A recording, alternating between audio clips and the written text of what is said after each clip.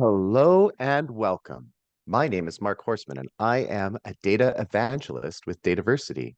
We would like to thank you for joining today's Dataversity webinar, The Roles of Data Stewards. It is the latest installment in a monthly webinar series called Data Ed Online with Dr. Peter Aiken.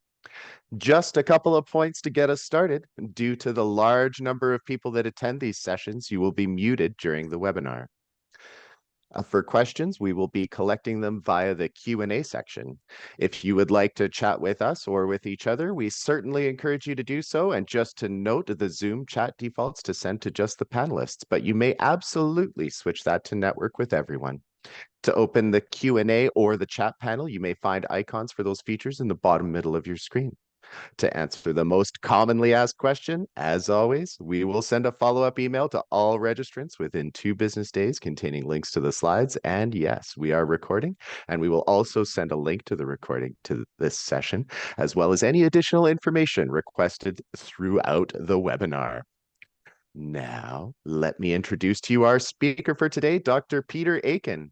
Dr. Peter Aiken is an acknowledged data management authority, an associate professor at Virginia Commonwealth University, president of DAMA International, and associate director of the MIT International Society of Chief Data Officers.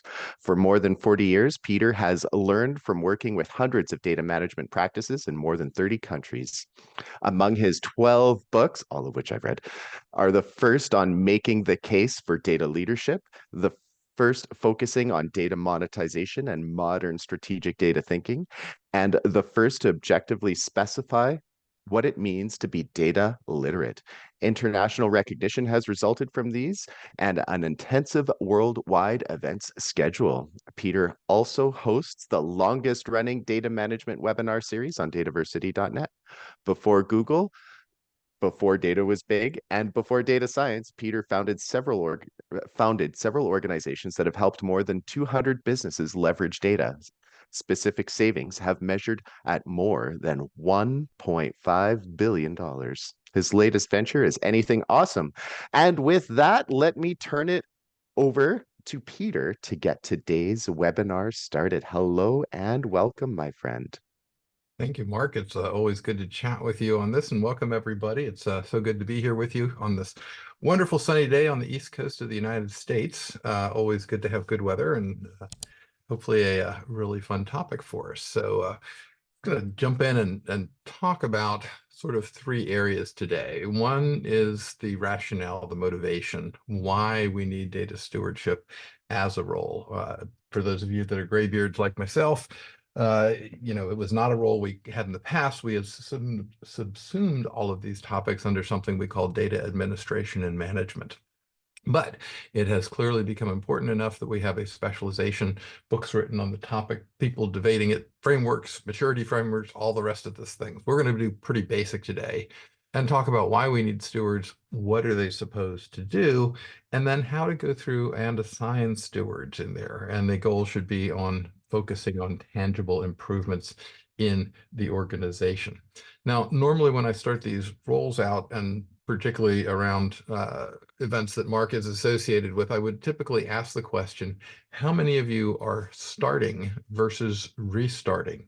And the answer seems to be about 50-50. Data governance programs have historically had a hard time getting started and keeping focused in there. And I think the main reason for this, and aren't familiar with me at all, I'm a musician as well, and it's one of the things we do at these events is have lots of fun musically on the side for these things, but it's called getting us all on the same sheet of music. Now, I'm going to show you what I consider to be not a good way of describing a data steward.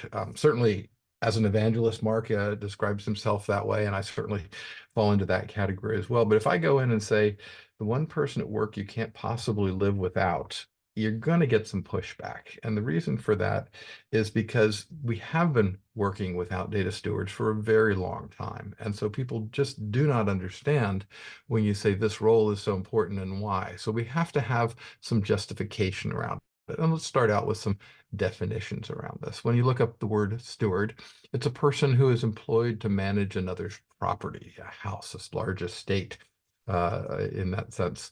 And certainly that's a good topic in there. So then stewarding would become the process of managing or looking after. And therefore, a data steward, we can see there's some good definitions under there: manage data assets on behalf of stakeholders in the best interest of the organization. Great definition by our colleague Danette. I'm not sure everybody will understand what that means, and that's why we need to dive in a little bit further. Represent the interests of stakeholders, take an enterprise perspective, and have dedicated enough time to be accountable and responsible for it. I'd like to emphasize two other qualities here, though. First one is trust, which is that it is a position of trust that we are putting somebody in, and that's because it involves a fiduciary relationship. That's a involving trust in relationship with a trustee and a beneficiary on this.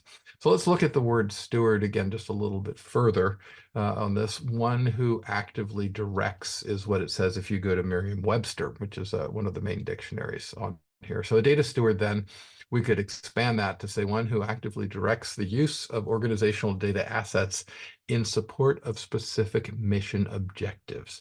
This is really crucial. Why do they show up, and what are we trying to do with them? Well, they are taking the data assets and helping to focus them in a way that helps the organization achieve its mission overall. Another idea around this. This is a component that comes out of one of IBM's training packages in here. And you can see these are the new data and analytics roles that are in here. And sure enough, we do have a data analytics steward and a citizen data steward that are listed on these. But notice what they are is really not in that must-have category. So even the folks that provide guidance in this area are not yet agreed on what we're attempting to do with respect to all of these aspects of it. It's really clear that there's a bunch of confusion, and it basically has to evolve back onto, I'm going to put on my professor hat here and say that we're going to blame it on the professors of the world, the academic of the world in here. For years and years, people have been trained to believe that data is a business problem.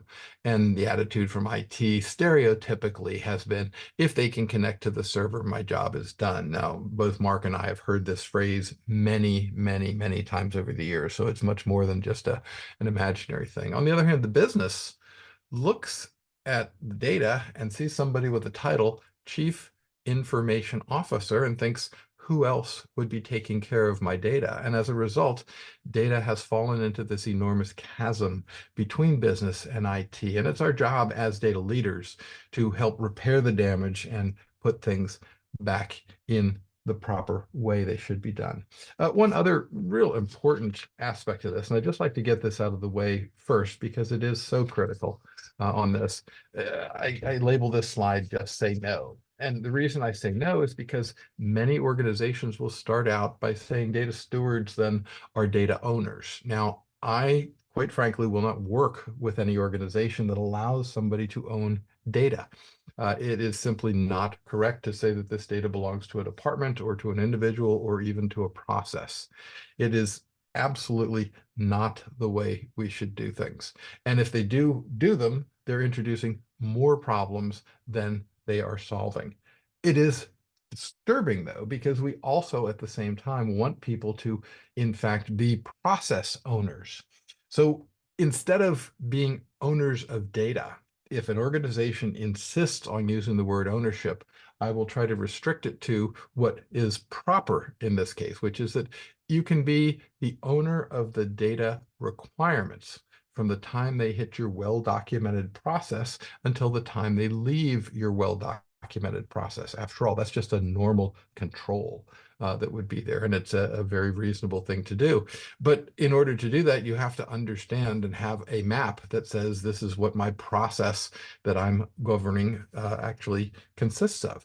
And having no ability to govern that data within that process does not bode well for your process success. I was talking to Don Soulsby, a very good friend this morning, and he reminded me of something that he has been advocating a long time ago, and I'll include it here for you all, which is to say that if an organization is going to be performing at a level 3 maturity, for example, which is something that many organizations aspire towards, and quite frankly, not many are making at this point. And by the way, I should qualify my sayings here and say that at these events that we're talking about, people who are interested enough to go attend a talk on data stewardship or attend a conference around data governance, such as we have coming up in the next couple of months, that's really a subset of the organizations. Many organizations have not even become aware of this. So this is a way in which you can achieve a sustained competitive advantage around this.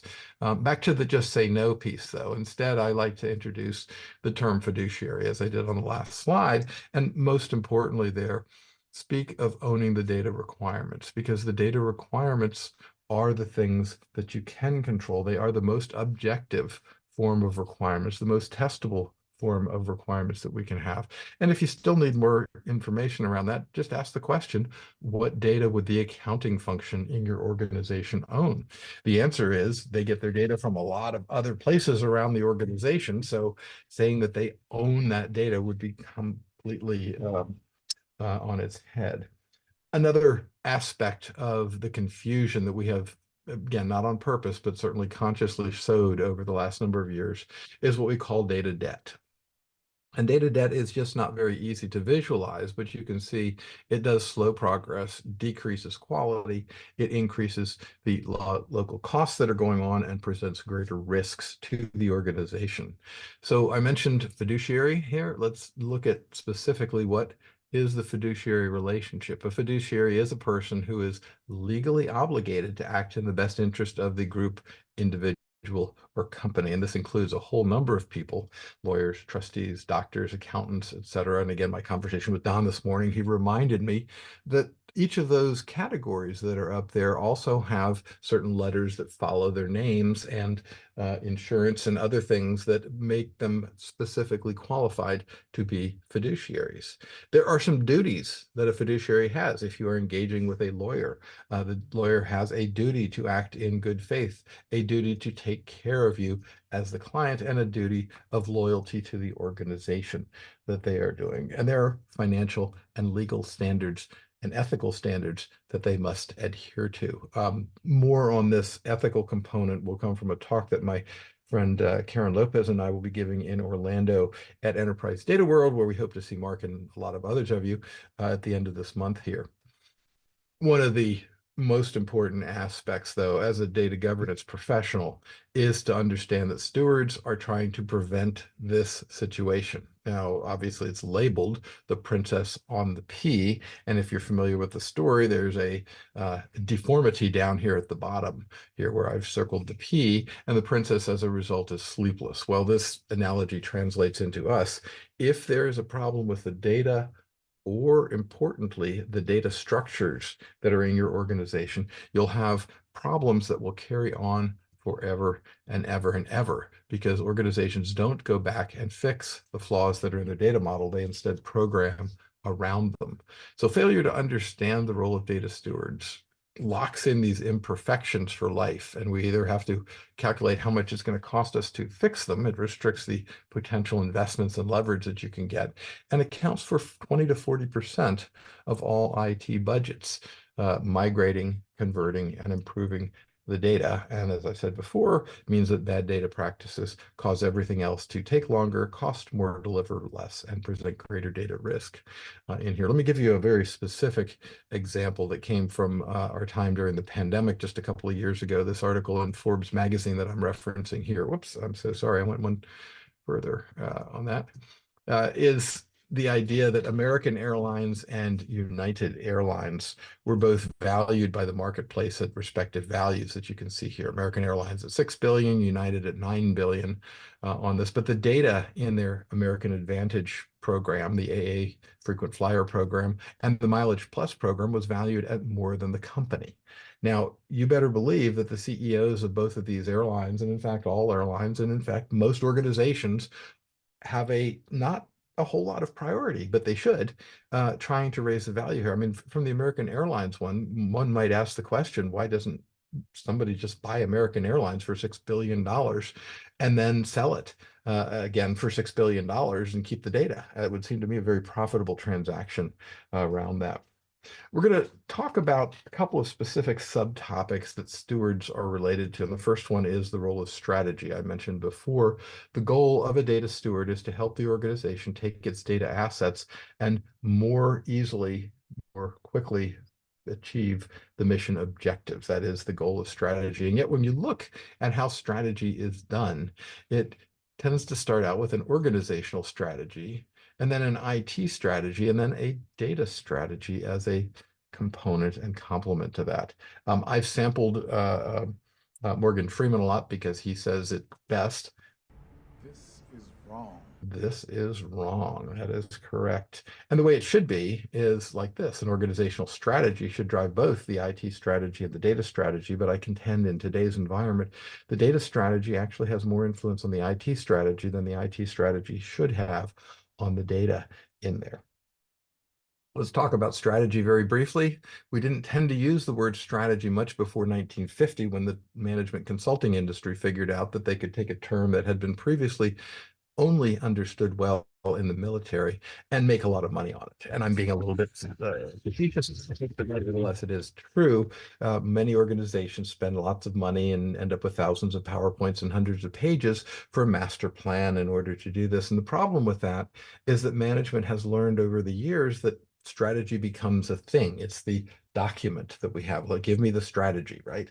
The military term, which is where the term originated, was actually very different. The definition they use in the military is a pattern in a stream of decisions. And that means that strategy is more of a process than a thing. Let me give you three very brief examples. First of all, Walmart previously had a strategy that said everyday low price.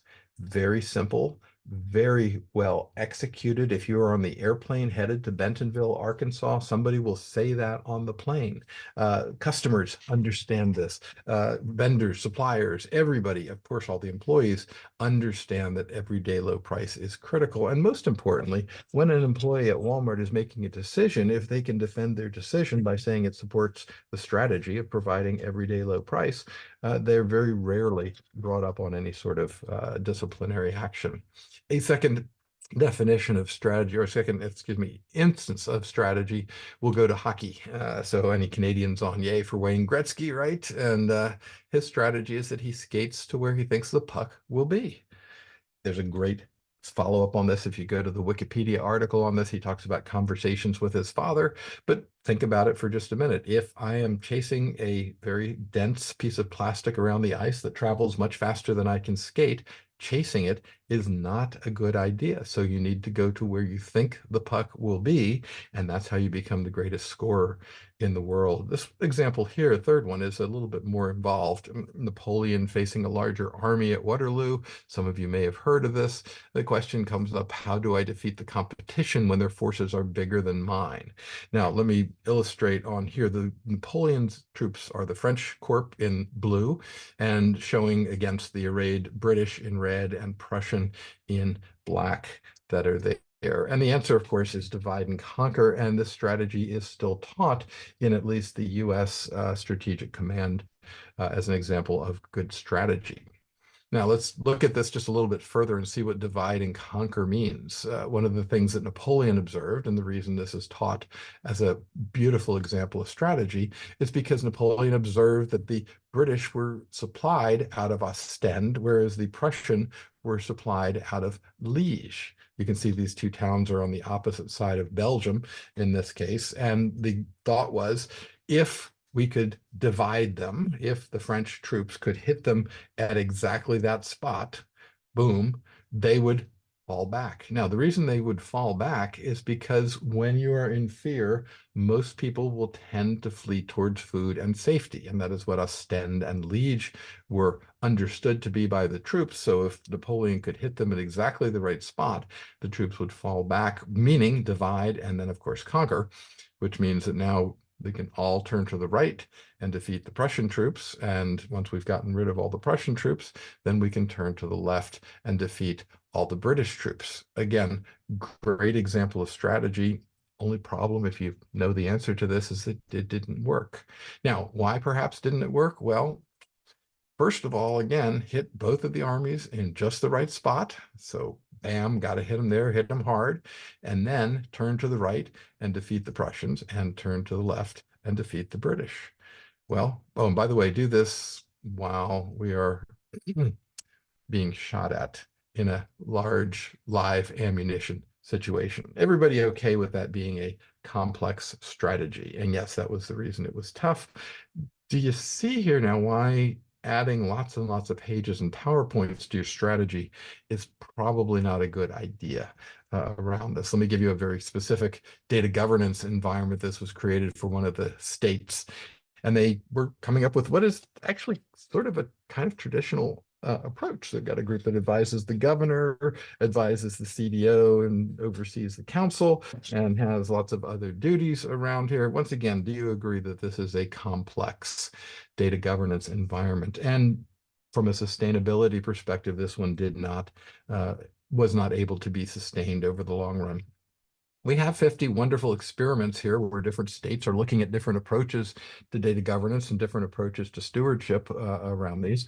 Again, many states are doing better than others, and I would urge you to look at what your own state is doing, or your own government if you're not in the US, in order to look at that. But let's keep in mind that strategy is a pattern in a stream of activities, and most importantly, it guides workgroup activities. Next component here that we want to dive into is governance and architecture in this. And corporate governance is something that everybody understands, whether you're in the private sector or the public sector. We do have governance that is important, and people have been looking at this topic. In fact, a very interesting piece just from 5 years ago, Jamie Dimon said, maximizing shareholder value can no longer be considered a company's main purpose. And there are 100 or more CEOs that have signed on to this strategy. So governance is clearly critical. Then, of course, we went to IT governance and looked and said, well, aligning IT strategy with business strategy is probably a really good idea. We should have some sort of measurable results around this, and should figure out what are the key questions that we're trying to look at, and then aligning around, and this is the way it's been done in IT, strategic alignment, value delivery, resource management, risk management, and performance measures. So now I'm going to present you with 7 definitions of data governance, and I don't want you to read them. I'm certainly not going to read them to you, and I'm going to critique these because I want you to imagine the standard elevator pitch. Now, if you have never had an elevator pitch, it's the idea that approach the elevator, get on to go up, and the boss comes and looks in and looks over and says, reads my badge and says, oh, Peter, you work for me. Can you tell me what this stuff data governance is all about? And I contend that the CEO is not going to understand most of those definitions that you have over there. Data governance needs to be sold in a very explicit fashion here. The idea is, and my definition of data governance is managing data with guidance. Now, that's a very helpful definition. I've had a lot of groups over the years adopt that particular definition. I say to them that that's a good definition, but the higher you go up in the management chain, you need to alter this just slightly on this. First of all, if we're managing data with guidance, that means if we don't have data governance, we are not managing data with guidance, and that's probably not a good thing in most organizations' minds. But you also need to manage data decisions with guidance, and the idea of bringing on a new system without fully understanding the data implications can be very problematic for organizations. Let's take a look at the idea of architecture and guidance here as stewards look at it. So there are going to be sort of 4 components, 4 types of individuals making up this piece.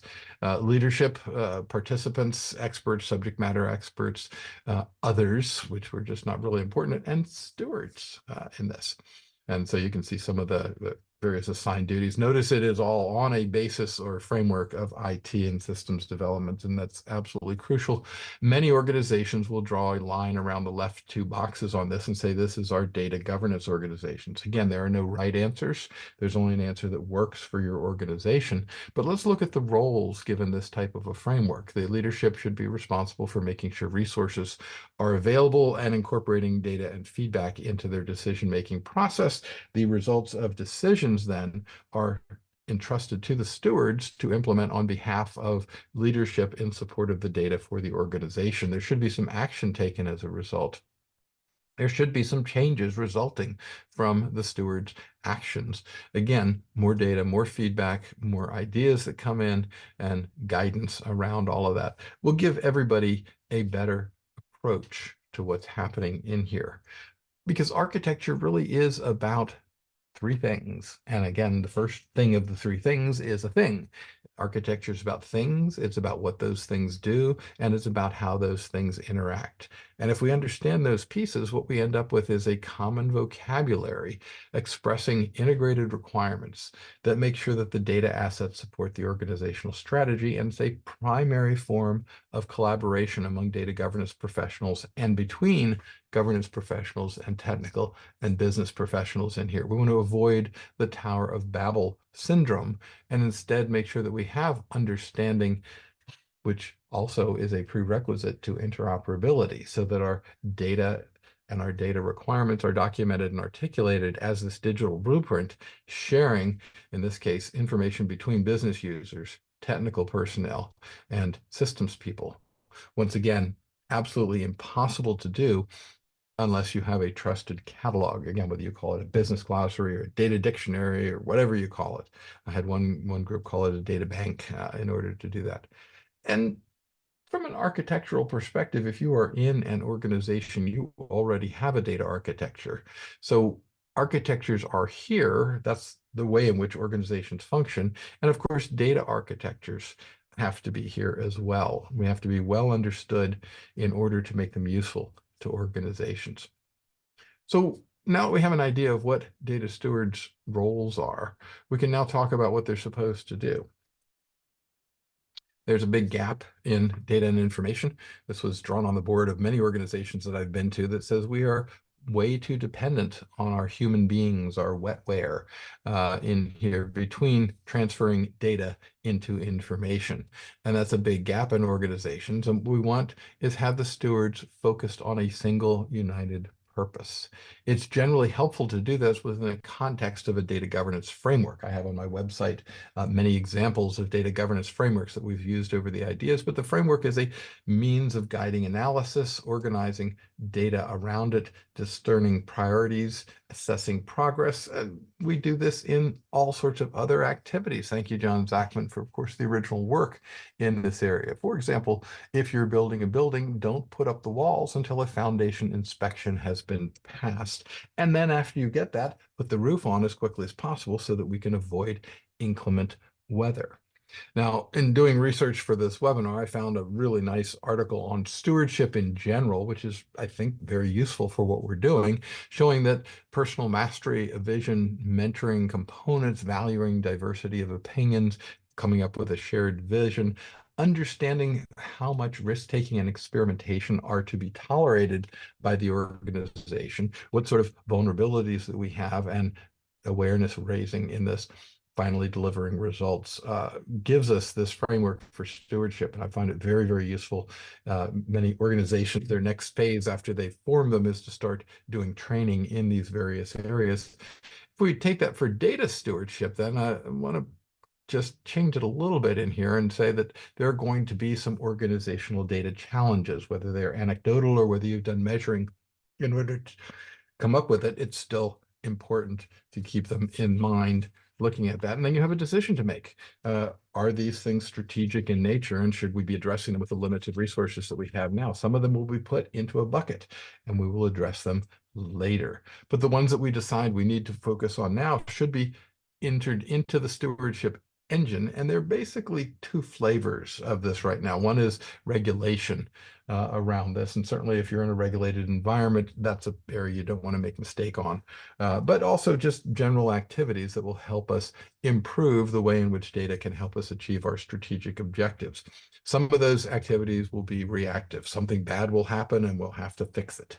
Again, the example that I use in other talks is that Nike had a little sort of oopsie a couple of years ago where Zion Williamson's sneakers burst on the first day he was trying to use them. Probably not the best advertisement for a Zion Williams branded Nike shoe. That was certainly a reactive activity, but also we should do some proactive activities to start to address the mountains of data debt that exist in many organizations. And then we can look at this in terms of monetary value and non-monetary value. If you're particularly in the public sector, that non-monetary value would be then talked of instead of a mission as instead of a money, it would be in terms of a mission on this. But over time, the value that you have will continue to increase in here, because the steward should be seen as the place of expertise. And where else in the organization are we going to find people who are going to be focusing in on these kinds of challenges?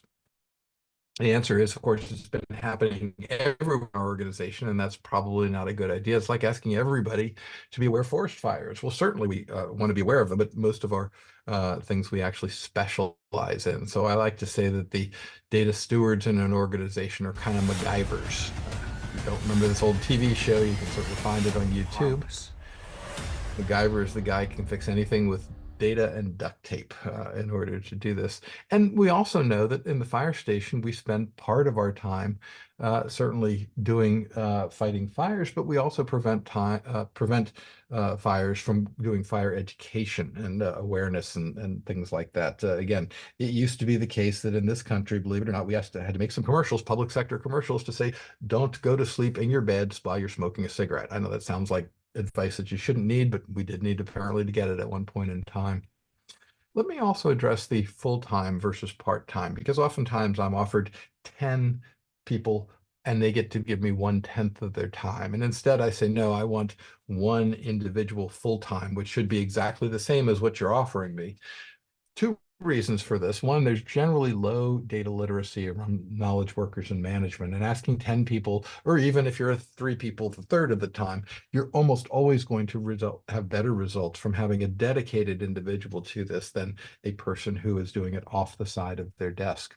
The reason for this illiteracy is quite obvious. Our friends Randy Bean and Tom Davenport have done a great job here. Again, if you just click on that thing right there, you'll see the rest of their surveys in here. This is just a summary of them, but the most recent results from 2023 show that for the first time, we now have the majority of organizations believing that they're driving innovation with data, but that less than half are competing on data and analytics or managing data as a business asset.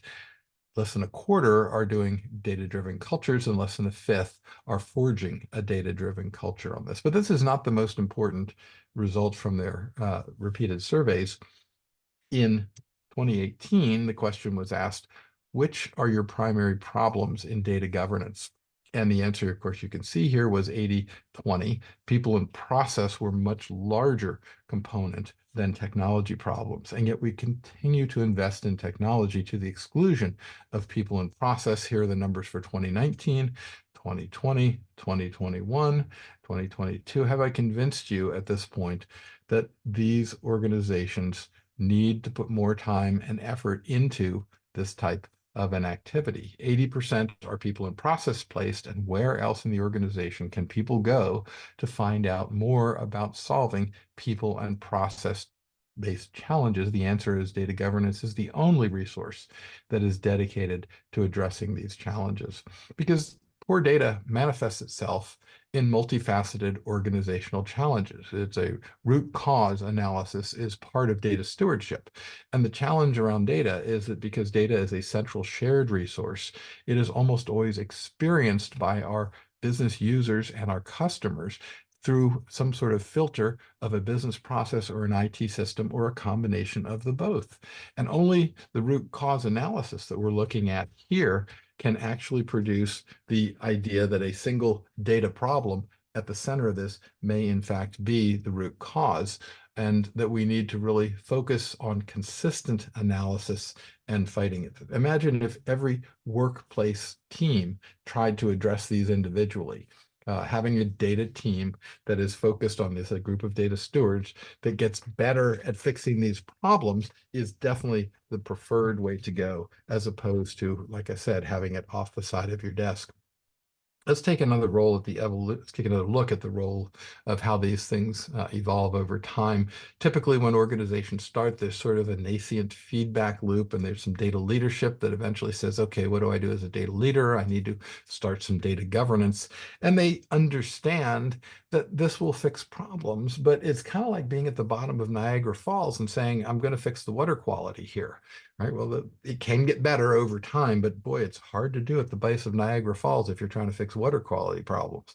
So we also then discover that we need to do some things faster. And this is data that improves as a result of focus. This is what we call active data governance, improving the feedback loop, starting to implement things maybe with just one full-time data steward focusing on one aspect of the business, eventually growing out to the data community participants, as I illustrated earlier, and getting into the general users. One of the things that we have been good at in data, but not as good as we should be, is that we really, really are good at saying data things happen, but we have not been as good at about saying that when a data thing happens, something happens in the organization. And that's something that stewardship can be focused on to help make the risk of, the return on investment much, much higher. Keep in mind also that ROI also means risk of incarceration for many organizations in order to do this. So practicing, trying to put dollar values on these things is what's going to happen. And the purview around all of this is what's going on in the idea of data governance. The scope here is very, very broad, looking at all of these activities and trying to figure out how we can make them move. Finally, assigning data stewards here. We really need to look very carefully here. So again, my friend and colleague David Plotkin has written a very good book on this. I encourage you to get it, but I also encourage you not to use it as a starting point. It's hard enough to explain to others outside what do we need this role for. And if we go in, and I have seen organizations do this, where they want a 5-year plan and they want to know how many technical data stewards they're going to have versus project data stewards and all the rest of these things, I would take those words off. I would not share this with anybody else, because as soon as you end up with this many, you also need a steward auditor and a data steward manager in order to try and move these things through. This is way too much complexity. To go to 0 to 100 in instant is absolutely not helpful to organizations. This is why fully half of the data steward operations that I've experienced over the past 20 or so years have been problematic and challenged in a couple of different ways around this. Data decisions vary greatly. Again, depending on where you are, this is just a hospital that had, again, if they wanted clinical domain-specific definitions, there was a department clinician that would do this. If you wanted the master file of IDs, there was an IT master data management steward or an SME. If you wanted to understand the lab codes, you had to go to the lab director. If you wanted to go to the pharmacy codes, you had to go to the pharmacy director. If you wanted to go to the order catalog, you had to go to a member of the IT staff. And in this case, if you were the diagnostic and procedure codes, you went to the Director of Health Information Systems. If you wanted to know about charging things, you went to the Director of Finance. Well, you can see here, this is why we are so frustrated with at least the US system, because it has so many different pieces that are chopped up. Our goal here is to unify across these things, to come up with places where we don't have to go ask a person, but in fact have this information accessible so that A, all of these people can share that same information, and B, all of the rest of the organizational associates can also gain access to this should they become interested. And as soon as they get to a place where they can go and ask questions and get answers, they're going to come back and do it again. There's lots and lots of guidance around all of these things. What do they do within the organization? Well, again, our general role is improve our organizational data assets value. We want to improve data's use in achieving organizational objectives. Too often, organizations have simply improved the data and not really improved the way in which their people use the data, and that creates less than desirable activities. We'd love to get some evangelist activities in here. Again, you heard Mark introduce himself as an evangelist, and I certainly like to introduce myself that way as well, and ensure effective data management practices. But quite frankly, these have been not well implemented by most organizations. Let's take another look at the knowledge, skills, and abilities for a data steward. By the way, it's courtesy of AI. I thought that was actually quite a nice drawing from one of the generators in here. And here's a whole bunch of ideas that we should have on this. This was from a project that we participated in, creating, if you will, a series of governance activities for the state transportation system. So the states have different membership organizations that they are part of, and they created a grant around this to create some governance for them. And this was, I think, a quite useful activity with very, very good results around that. If you Google that term, you'll certainly find it out there. I believe it's in the public domain on this. If we look at organizations as data machines, which is a very good perspective to take in many cases, that means all of the inputs that go into the organization are data and all the outputs are data as well. Kind of makes it easy.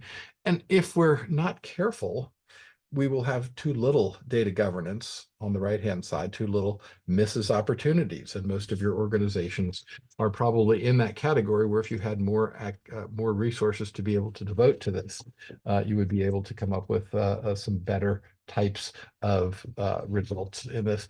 But if you have too much, it becomes expensive and it becomes bureaucratic. So part of the job of stewards is to figure out where is the sweet spot that's in there. And luckily, there's something called interoperability, which we can use as the primary determinant of value in this to help guide us from a strategic perspective. And we're going to start out with some of our data being understood, known, and some of it being not understood, unknown. Over time, we'd like that to change. Many organizations will get to a half sort of place. And again, I know that sounds kind of crazy, but we have a lot of neglect, a lot of data debt that we need to eliminate in order to actually achieve results. And by the time you get to this state, you're actually pretty good at it and can pretty much discard some of the bottom parts of that data. It helps a lot if your data stewards understand what we call system thinking.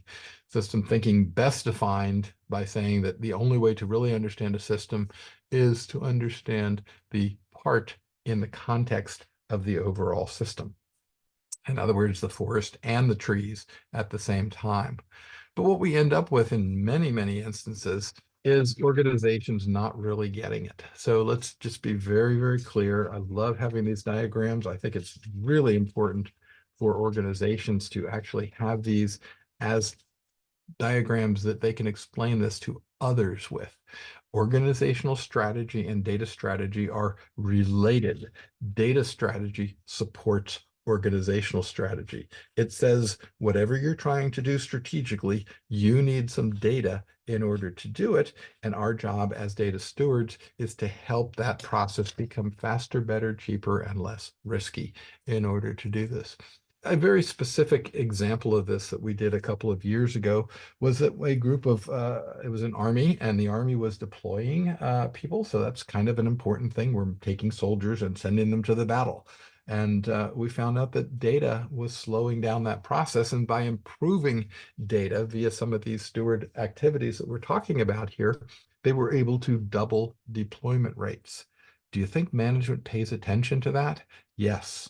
And when you come back and tell them data governance did this, that's where you get your brownie points in order to do this, so that everybody understands lack of data governance caused deployment rates to be half of what they should have been or could have been, given all of this scenario on that. Then we take the data strategy, and data strategy kind of guides data governance activities. Okay, now that we've determined how we can take data and do more with our existing data in support of strategy, now we can tell the data governance group, given the resources that you have, how can you best help create sustainable practices? In other words, what data assets do to better support strategy should be the focus of data governance. And the feedback into the data strategy box there, if you will, the function, is how well is that data strategy working. Then we also look at what the stewards do. And what you see here is I have limited resources. None of us have all the resources that we'd like to have. So what is the most effective uses that we have of investments in data stewards? Once again, full-time instead of part-time, if it's at all possible, because you will have a multiplier effect in there, whereas you will have a degraded effect if you have them as fractional components. The best way to support strategy is to articulate it in support of specific business goals. You may use something like the SMART framework or other types of well-known strategic frameworks in there, but the specific business goals, again, increasing sales, decreasing returns. There's just all kinds of things that go into this. And quite frankly, you can see them in day-to-day life. I can tell you for certain that the Amazon new addition to its metadata that it maintains about all of its products, they've now started to flag returns, items that have a high return rate. And when you see a high return rate, they're putting a warning label up on the Amazon website that says, hey, yeah, a lot of people buy this and return it. And, while we can do that, it'd be a whole lot easier if you just read a little more carefully, which is usually what the message is in that particular instance. Similarly, the reason that data governance efforts have gotten confused most often is because they are speaking the different languages. And having a common language around metadata, being the language of data governance, is a much better approach. And we want to take both of those and focus them in on data stewards in order to make sure the data stewards have specific, tangible business goals that they're trying to achieve, because that way, when they go back into the business and try to influence the business to do better with their data, they'll have a much easier task if they're speaking the language of the business. Similarly, all speaking the same language, again, metadata, kind of a critically important piece. Again, just because it happened this week, I can't resist telling you the story. You may remember that our Supreme Court in the US issued a decision in Anderson versus Colorado. I think Anderson versus Colorado was the Supreme Court case, and they were in a hurry to get that decision out before the Super Tuesday primary that we had that week. So it came out on a Monday so that everybody could get the benefit of that decision. But they issued the decision. Usually it's issued as a PDF file. They issued it in this case as a Word doc. And the Word doc had enough metadata in there that people were able to see that it in fact was not a 9-0 unanimous Supreme Court decision. In fact, it was a 5-4 decision based on the metadata that came out of there, but they had glossed it over and agreed to support it as a 9-0 decision. We know the truth of this because we can see that there was actually a dissent written by Justice Sotomayor in that. Just Google Supreme Court metadata, Anderson and Colorado, and you'll see the rest of the stories in there. One last point on this chart, very, very critical point, which is the idea, once again, I've said it throughout the whole thing, of a trusted catalog. For some reason, we have gotten out of the practice of even teaching students that case tools and things that do support this are in existence. And certainly there's lots and lots of good technology that you can use out there to support this. But if you do not have that trusted data catalog that everybody can gain access to, it is going to be a problem, and you're going to spend far more time and effort doing it than you should in order to make sure this works forward. Let's also talk about the limited resources that all organizations fall into. And the question is, most people look at what they're doing and say, how should we manage this data? How should we govern this data, right? And that really is not the right question. Instead, the question should be, should we include this data item within the scope of our current stewardship practices? Because we can't do everything at once. We cannot go through and fix everything. So a decision that says this will be valuable and more useful than that. Again, it's a trade-off, right? Architecture is always about trade-offs. Very important to make sure that we don't simply try to say we're going to govern everything. And again, this is one of the things that we see in organizations. If you've got 5 organizations and you need 5,000 of them, don't take the 5 and give them the entire organization chopped up into 5 bits. Put all 5 of them into one area. Make some very significant movements, some changes, some improvements in there so that somebody else says, wow, I really like what you did on that effort over there. How can you do more? And the answer is, give me more resources. If I invest 100 and it pays back 1,000, it should be a relatively easy decision for everybody in the organization to agree to. Either way, though, document why you either decided to manage that, include that data item in the scope of your data governance, or not include it in the scope of your data governance activities. Because all of these things depend on lots and lots and lots and lots of data flying around. Here's a couple of examples from just one particular organization. You can imagine a query that runs 30 billion times a day. You might have a question as to, well, okay, 29,838,518,078 times a day this query runs. And you want to go and examine that query and optimize it? And the answer is yes. If I take a quarter of a second and repeat that quarter of a second savings 30 billion times a day, it adds up very quickly and becomes tangible in the minds of leaders who have to make these decisions. Because all of data processing, if you will, what we used to call it and what we still should call it, it really involves what I call a data sandwich. There's three components. You have a data literacy component, which most people are not data literate, and certainly most managers are not data literate. I have other talks that we can do to talk that, or a book if you're interested in really getting into the subject on that. They have an uneven data supply, and they have uneven use of data standards within the organization.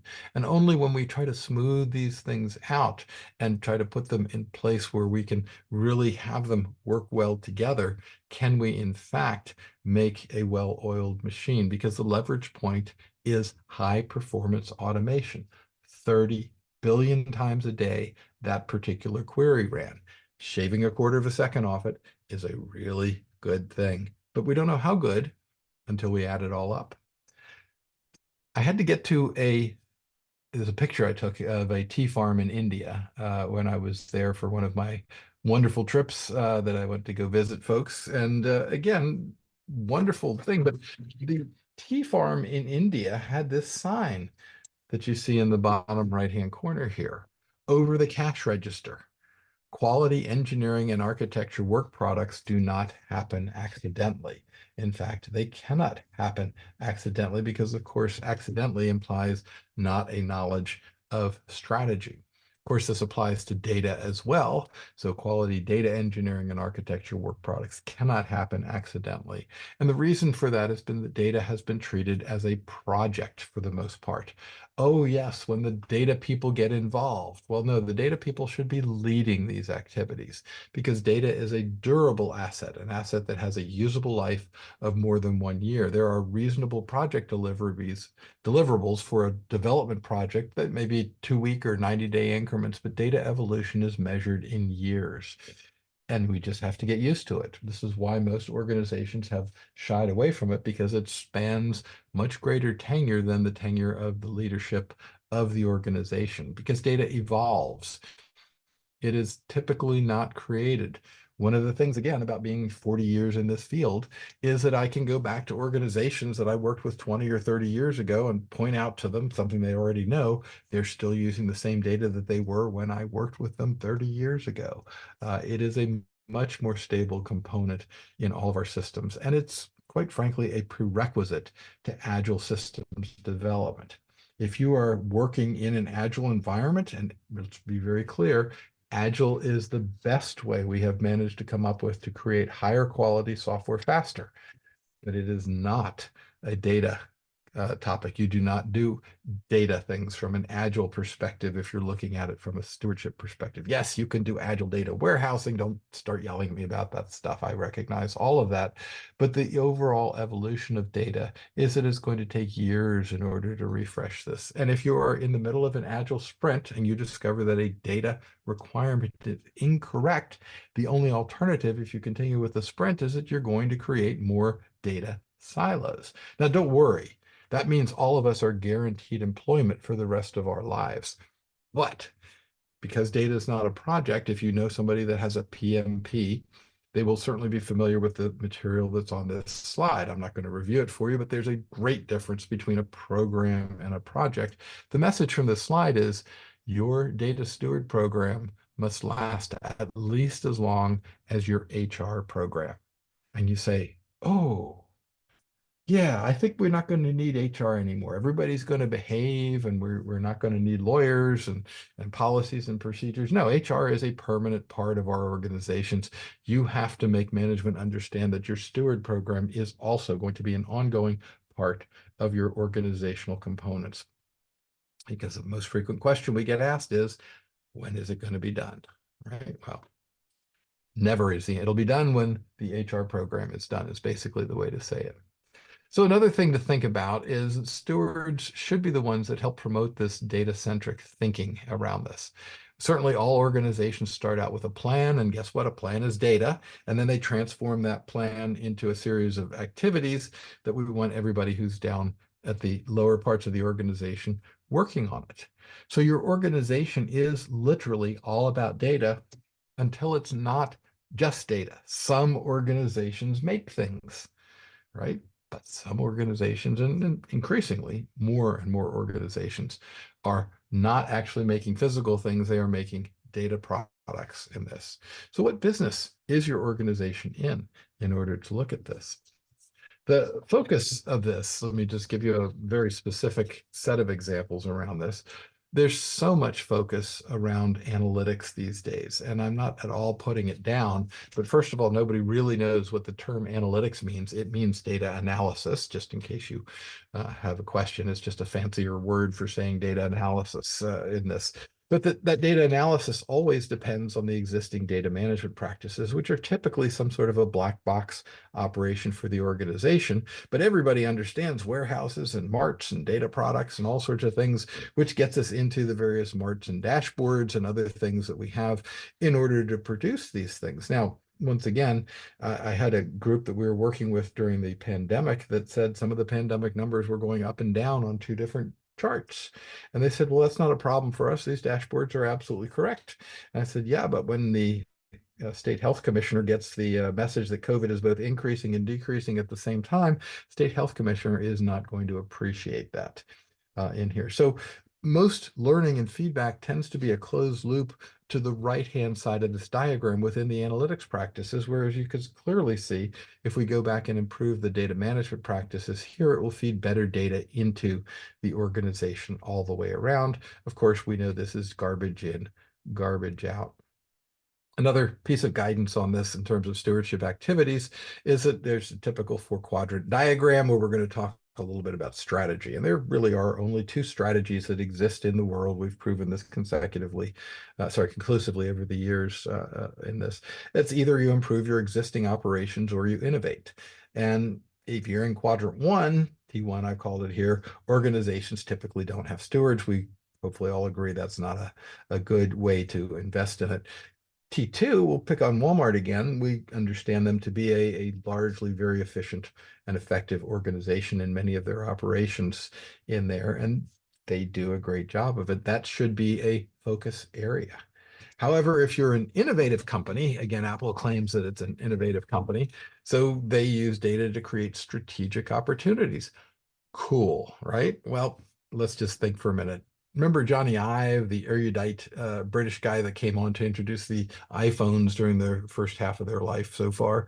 And he'd spin and it would be wonderful. I want you to imagine telling him to be cheap, right? It's just not going to work. And similarly, I want you to imagine the folks at Walmart who are really good at squeezing all their vendors and suppliers to try and gain every penny. Remember, their goal is everyday low price, right? That is an absolute focus. And ask them to be innovative. That's not their bag. So pick one. Don't try and do both of these at the same time. It also is doomed to failure. But instead, use the money that you get from increasing your effectiveness and efficiency to fund your innovation activities. And you'll find a much better success rate on all of these things.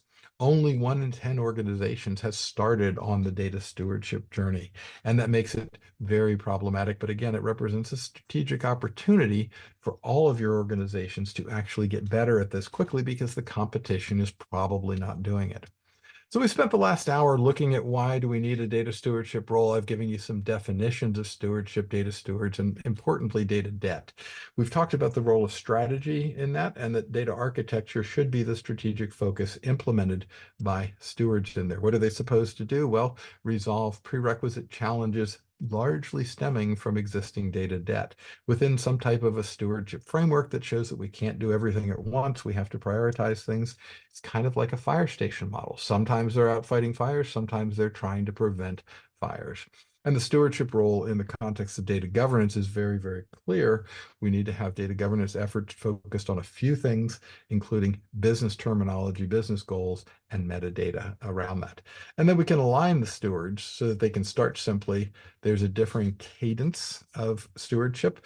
They, again, are typically brought in late, and we want them brought in earlier in order to do that. There are some foundational prerequisites that we have, and there's a need, especially at first, for simplicity, agility, and the role of practice in order to do this. So one last little bit as we head to our Q&A section in here, there's unfortunately everybody else trying to figure this out. So we have data, data management, data governance, data stewards, and you know what most people hear?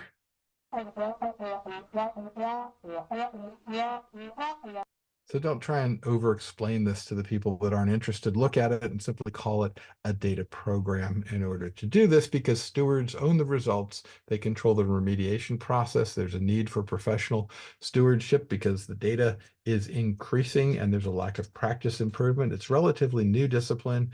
It has to conform to organizational constraints. There is no best way. There is a best way for your organization, and you who are listening to me today are the best qualified to determine that. Stewards have to be driven by strategy. They have to have direct management application, speaking the language of metadata, and focusing in on specific process improvements in here. We've got some upcoming events as we get ready to go to our Q&A session, but again, also I hope to see many of you, as I said before, at Enterprise Data World the end of this month in Orlando. We're certainly looking forward to it around this, and certainly can see Mark and I and others of the folks that are involved in the Dataversity webinars on this. Mark, we're back over to you for a couple of quick questions and things as we dive into here. You betcha. And there's a lot of great questions. So thank you everybody for the questions here. Our top question: if there is no data owner, who takes up the ultimate accountability for that data? Where does the accountability lay, thinking in the context of a RACI matrix? Absolutely great question. And the answer to that is that we absolutely have accountability, but it goes into that fiduciary relationship. So as I mentioned before, this is a term that most people are not really familiar with in a business context, certainly not in an IT context, which is where most of the questions come from. But imagine if you could talk to your lawyer and then that lawyer could go blog about what you just had with them as a private conversation out on the internet, you'd be pretty unhappy with that particular set of arrangements. So these are trusted professionals. They have specific training in these areas. And one of the training is, you can see, a duty to act in good faith. So if you have a steward that is untrained, they are violating their duty, not of course on purpose, but you can point that out to management and say, look, they have a responsibility to do this. And their responsibility is to see that data is used in support of the organization. Now, the question specifically was around ownership. Again, the problem with ownership is that people think that gives them control. It doesn't. It gives them fiduciary responsibility. So we can absolutely say, and this is probably the problem that I see most often happens. Again, somebody will sit down and say, all right, how many stewards can we afford? 5 stewards, good. You take this piece of the pie, you take this piece of the pie, you take this piece of the pie, and you take this piece of the pie, and good luck, right? My suggestion would be, again, take the 5 of them, put them on one project in one area, and say, we're just going to look at how this works for this area.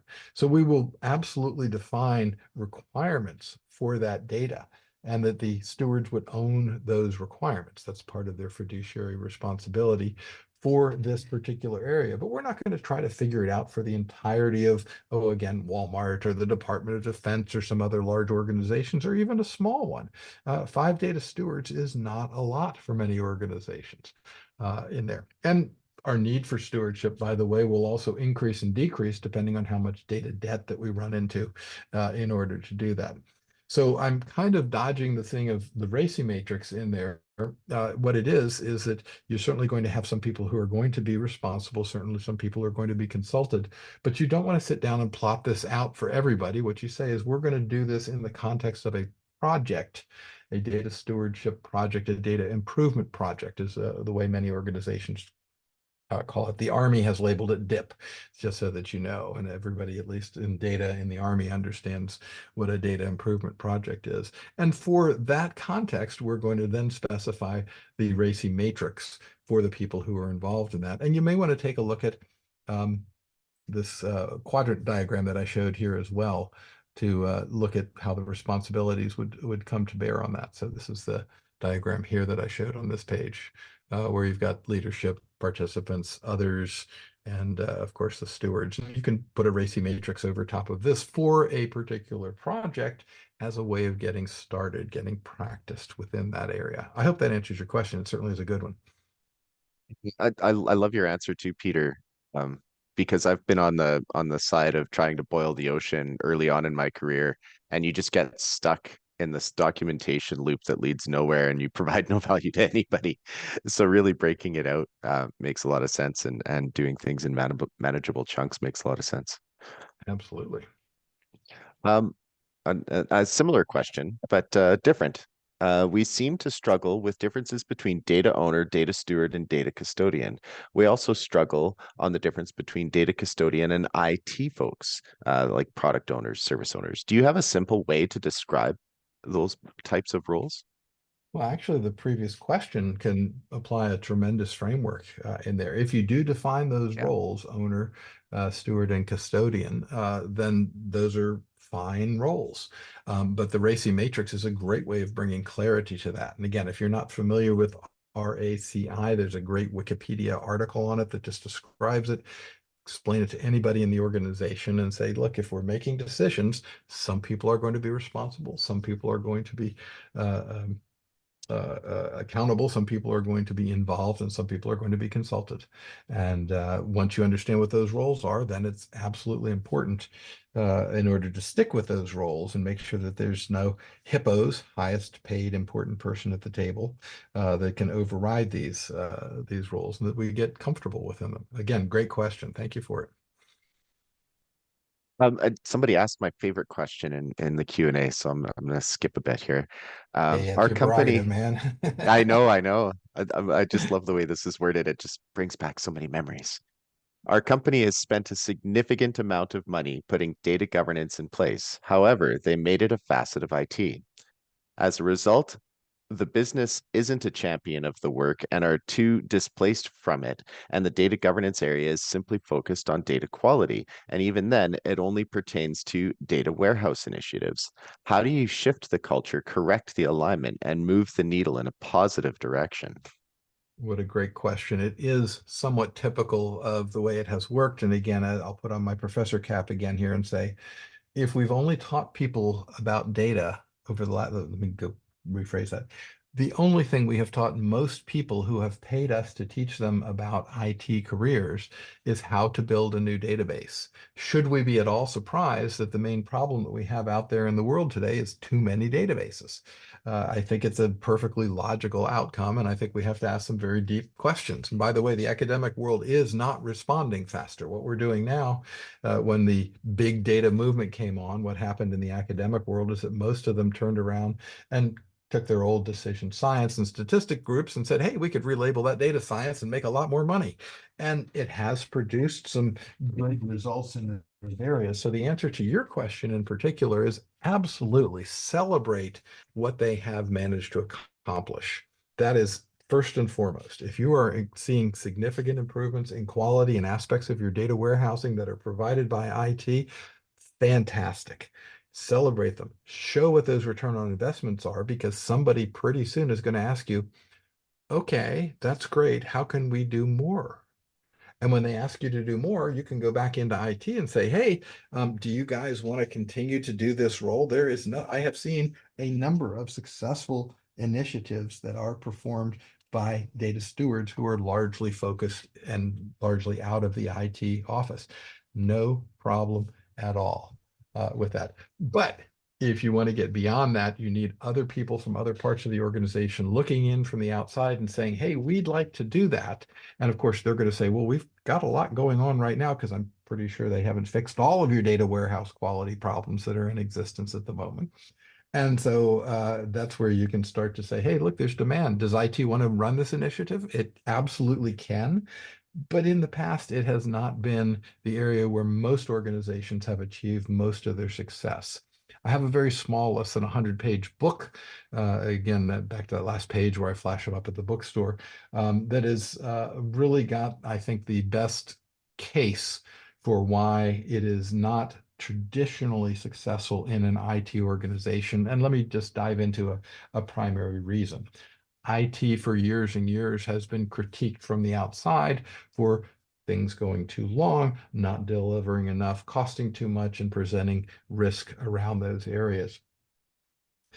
IT has, in response, developed high expertise in projects, and that's good. It should be run as a largely project organization, but data does not conform to these project stasis. Again, I had a slide on it that said data is not a project in there. That's really where things are going to come out. IT is going to say, oh, okay, we can do this. Give us a budget. Let's make a project for it. And pretty soon you'll realize that outside of the data warehouse, data quality is much, much bigger than any specific individual project. Again, you may need a consultant or two to come in and yell at management and give the message that you've been clearly trying to give internally to this. But it should be, in this case, phrased as, wow, great job, IT. I'm so glad you moved in that direction. Let's see what else can be done. And I'm pretty sure IT will reach some limits pretty quickly, which will help you to branch out outside of it and realize that the data steward organization should really be a reporting up to a data leader, and that data leader should probably not be reporting up to a CIO that is largely project focused. Again, 1/3 of data leadership right now does report to IT. We don't have good data on whether they are achieving success or not, but it is still possible to do this. So don't despair, but at the same time, try and say, hey, you're doing great. Let's see if we can do even more together. I love that answer so much, Peter. And I have a little bit of lived experience here as a data governance manager, nestled within IT a couple of times in my history. And uh, it really I had that epiphany that it can be just so viewed as like an IT problem or an IT endeavor. Oh, IT wants us to do this. IT wants us to follow these processes. Um, uh, but I took it upon myself to go and be a champion of data governance with the leaders outside of IT. So drinking a lot of coffee with a lot of directors and senior directors and AVPs and at academic institutions, deans and vice deans, to really have that conversation about data, but mostly around listening as to what their struggles are with data and enabling them and exciting them about being these high level data steward roles. And Mark, Exactly what you're highlighting. Yeah. and I agree with you 100% on this. If again, I'll just flish back to one slide in particular that has just sort of the knowledge, skills, and abilities for a data steward. Again, you emphasized it. We used to call these soft skills. We've made a new word for them. They're now called transferable skills, which is a much better word for it. But these are skills that will help us in multiple different areas. And so certainly understanding database design principles is going to be important, but if you can't communicate technical information effectively and efficiently, and you've probably all seen it, there's somebody in IT that wants to come around and explain things to you, and you just can't stand the conversations because they immediately dive into areas that are way beyond where most mortal folks dwell in terms of that. And having lived at market, it really is a badge of success, and that's something I would look for if I were hiring data stewards. The lead on that should be somebody like Mark, who has been there and learned the lessons around it. Be careful, Mark. Somebody will hire you away from your current role. Oh, could see somebody getting mad at us at that point. Again, great question. Thank you. Yeah, so many fantastic questions. What is the role of data domains and subdomains in your stewardship model? Great. So given domains, most people use two different definitions. The domains are the allowable values by database. That's not what we're talking about. Most people talk about domains as being subject areas within there. And once again, you may not even correctly identify them in the first place, which goes back to, I think, a comment that you made, Mark, where somebody comes in and says, we're going to boil the ocean here, right? We're going to fix all of our data quality problems. We're going to fix all of our data problems. Pick one domain, pick a small subset and say, look, we're going to get much better results from fewer people working more full-time on a concentrated effort than we are going to appoint. And again, I'm going to go back to that one that was the state model that I gave. Give me just a quick second to pull that slide up. And just imagine trying to explain this to, again, a governor of a state or some other interested and involved party who's trying to do this. Where's my strategy stuff here? There we go. This is a very complex data governance environment. And what they had done in this case was they had said to all of the various agencies in here, you need to develop, expertise and people that can come in and do all of this work. And the next governor that came in looked at this and said, huh? And it was gone, just boom, vanished. So absolutely use the domains as a way of scoping and confining efforts and focusing efforts in there. Definitely a good way to do it. But again, strategy is going to come up to one of four things: faster, better, cheaper, or less risky. And pick one, right? Can't do all of them simultaneously. Awesome. Can an IT strategy and data strategy really deliver breakthrough results if the organization has not first developed robust data, application, and technology architectures? That's a hypothetical question. I have seen it done, but it's rarer than we would like it to be. So again, the question here is referring to my what am I trying to say? The role of Morgan Freeman here, right? That this is wrong. Give me a quick second here. Put that up.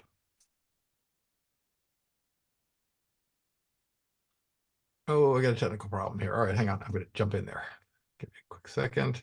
There you go. You can all see my desktop there, and there we go. IT strategy, yes.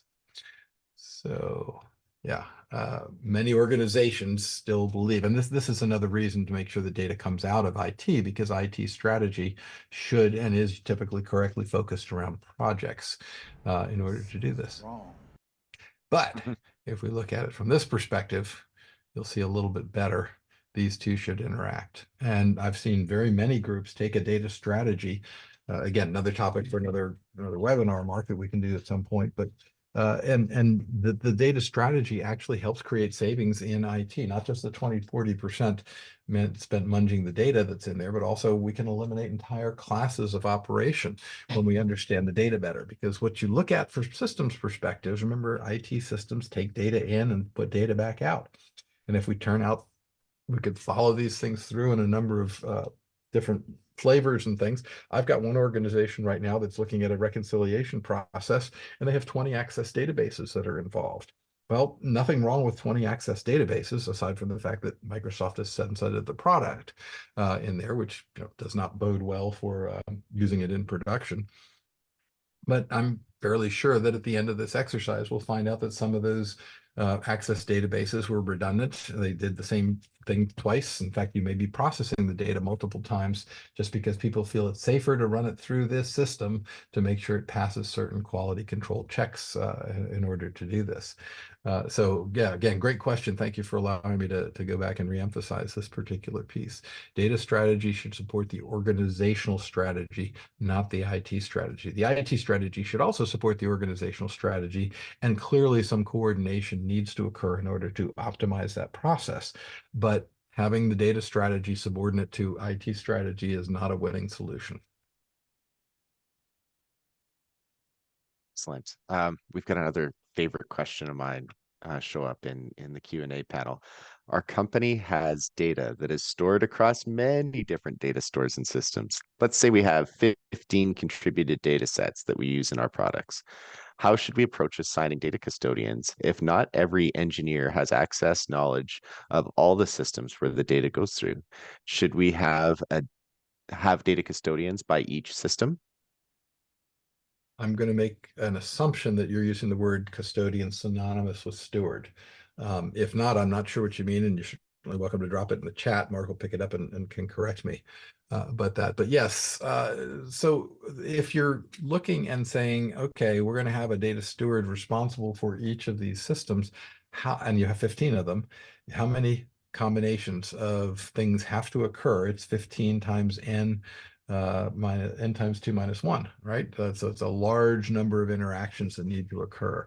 On the other hand, the idea that one individual can be cognizant of the data that's in all those databases is probably equally unrealistic. So some approach should be taken. And I'll give you an example from a friend of mine who recently reported this out to my class, which was a wonderful set of results. This organization had tens of millions of parts, literally tens of millions of parts. So you can imagine there were lots of databases that were involved in it. And how can you be good at doing pricing correctly for tens of millions of parts? Let's just be realistic about it. It's not going to happen well. So when they took a step back, did a holistic approach, and the data stewards were able to come back and recommend some general things. One of them was a reduction in the number of parts, because of course, as you might imagine, there was a lot of duplication in that tens of millions of numbers. But also, equally important, they were able to show that they were able to increase pricing on this in a very nice way. Now, I'm not saying we should do this to raise prices. We're all worried about inflation and things like that, but increasing revenue is generally something that management does not complain about, so that you can go through and look at optimizing these things in a vastly different fashion. So rather than saying 15 stewards or one steward, I think the answer is probably somewhere in between, and perhaps using some of that domain dividing we were talking about before, or maybe chopping it up into replacement parts versus new parts, or some other division around that will probably be much more effective than trying to get 15 data stewards to talk to each other about the contents of their 15 different databases all the way around. Again, a great question. It's a really practical sort of thing, because it is the reality that we're faced with our existing environments. And while we didn't build them, we certainly have inherited them. I just love thinking about um, multiple different silos for the same type of information, especially when you're talking about customers in multiple different silos. Your answer in specifically, Peter, reminds me of a case study from Lego, actually, when they were having financial difficulties in the early 2000s. They had so many different product lines that didn't share very many brick types, and they were having issues with being able to efficiently produce different kits, because there wasn't a lot of shared bricks. So there were a lot of unique bricks. And so they weren't making a lot of money per kit sold, which is interesting. Like, you've got entire different product groups that could collaborate and have similar bricks. But that's just not true anymore. Mark, if you have a reference to that case study, I'd love to learn more about it. This is one of the reasons we I'll all have did to this. dig it So up. it Yeah, would I'll be have to great dig it to. up. Yeah, that was a real fun one. I'll have to see if I can find it. Well, Lego is well known for their production capability. If you go back, I have a whole series of slides where I talk about how effective Lego has to be in its production in order to do this. Hmm. And you're saying, but at a higher level than manufacturing, which is product planning, they Hmm. were learning still lessons, and that's good. All of us can learn these lessons still. Well, if I can find it, it was right around the time that they tried to launch a video game, when the massively multiplayer online games were super popular in the early 2000s. You mean they Um, aren't? yeah. Last time I looked, the major source of revenue for a couple of those companies was uh, MMOs, yeah. Well, yeah. it's true now, but it definitely wasn't then. Hmm. Um, we have a couple more minutes. Here's a good question. My organization does not do a good job of proactively planning for data needs. I spend about 70% of my time managing what we call data integrity products, designed to retrofit the data lifecycle better meet business needs. Am I doing a disservice to our governance program by calling these projects? No, good question. So by the I time love you've that broken it question. down into actions that absolutely can become useful, and it's particularly if that's the language that your organization speaks. but the overall approach to data cannot be taken on as a project because people understand that projects, one of the defining characteristics of a project is it has a beginning and an end. And if you're going to tell me that you have improved data quality to the point where you don't need to have any stewardship involvement or anything else in here, I've got a bridge in Brooklyn that I want to sell you too. It's an ongoing process. It may require more or less investment during cyclical times. I can tell you once again, many organizations shut down their data quality improvement projects around October of each year because they don't want to break anything going into the holiday selling system. So there are good reasons for that, but let's be real careful and keep in mind the overall goal, which is how are we going to take these data assets and help the organization achieve its strategy? And if we can keep focused on that, the rest of it follows. What would you call that, the role that that person is playing, managing those data integrity projects? Um, well, if there's nobody else, first of all, assuming that position, and thank you for letting me walk into this one, Mark, because it's one of my favorites. I urge data leaders such as the questioner to take and make a sign conforming with organizational pieces and say, I am responsible for all the data in this organization, and put it on your desk and start signing all your emails that way. And sooner or later, somebody's going to come around and say, hey, Mark, who told you you could do that? In which case, you take the sign off your desk and you hand it to the individual and say, okay, if not me, then whom? Right. And by the way, that gets into a here's your sign joke. So you can go out and Google that one in order to read the rest of it. But it's absolutely true. So you are probably doing some aspects of data leadership. And is it possible in your organization that it is now mature enough that you have multiple levels of data leadership in there? Fantastic. That's wonderful. We've seen assistant data CDOs. We've seen people called, I don't really like the term chief data officer, not so much that it doesn't describe what we're doing, but that there are so many there are so many data leaders and so many different types of leadership out there that it is a big challenge for everybody else to understand. So I just like to say the top data job. And you may have a top data job, but you're probably going to grow out of having just one person in charge of that top data job to having a data leadership team. And then we can start to really do things. Yeah, I love that question too. So great Yeah, answer. again, thanks for the question. Great one. And this will be the last question we answer. And I apologize for not getting to every question here because there were so many good ones. How can one appoint a data steward without established roles and responsibilities and a strong data governance framework in place? Is it correct to say that data governance is responsible for strategy and the data steward for operationalizing it? That's certainly part of their jobs, and a large primary focus, if you will, the North Star for which things are going. But oftentimes, when we go into these organizations and work with them, and Mark, you've probably seen this as well, the strategy sucks. I shouldn't use vernacular like that in order to do it, but some of the strategy is, oh, let's do this. Hey, for the good of whatever, right? No, it's got to be specific. Again, I like the SMART framework. You can Google that real easily to see the components of that. But it is a very important aspect of that to understand that while it's tough to get things started, you already have data governance. It's just not performing well. It's just like asking if you have I get this question like, can you come here and help us develop a data architecture? The only time you develop a data architecture is when you're adding new capabilities to a system or creating a new system from scratch. Uh, Otherwise, you are evolving an existing data architecture, and somebody is in charge of, or at least seen as the leader of the data group, or somebody is gotten the title of some sort that's in there. So keep those things in mind. Work within those existing frameworks so that you can get to really good results in terms of helping out. Great.